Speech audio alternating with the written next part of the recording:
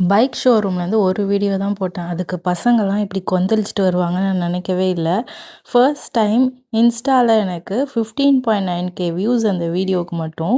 அந்த வீடியோவ யூடியூப்லயும் போட்டிருந்தேன், இன்ஸ்டாலயும் போட்டிருந்தேன்.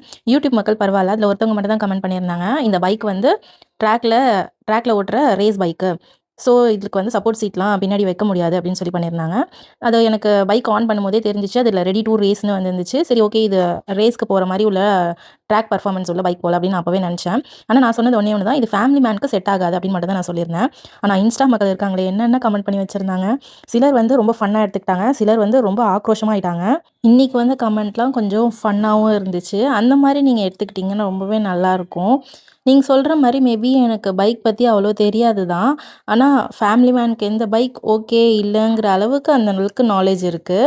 மேபி எரும மாடுன்னு சொன்னதுல தான் எல்லாரும் ட்ரிகர் ஆயிட்டாங்கன்னு நினைக்கிறேன். எரும மாடுக்கு பதிலா காளை மாடுன்னு சொல்லியிருக்கலாமோ? இந்த பைக்கோட குவாலிட்டி, பெர்ஃபார்மன்ஸ் அது பத்திலாம் நான் எதுவுமே சொல்லவே இல்ல. ஜஸ்ட் அந்த பைக்க நான் ஃபர்ஸ்ட் டைம் பார்க்கும்போது என்னோட வியூ என்ன இருந்துச்சோ, அத மட்டும் தான் நான் உங்கள்ட்ட ஷேர் பண்ணேன். இதுல எந்த அஃபென்ஸுமே கிடையாது.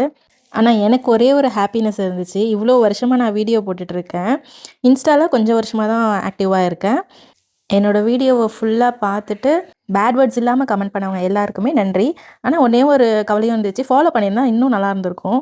என்ன பைக் வாங்குறேன்னு நான் நிச்சயமா வீடியோ போடுவேன். அதுக்காக இப்பவே ஃபாலோ பண்ணி வச்சுக்கோங்க.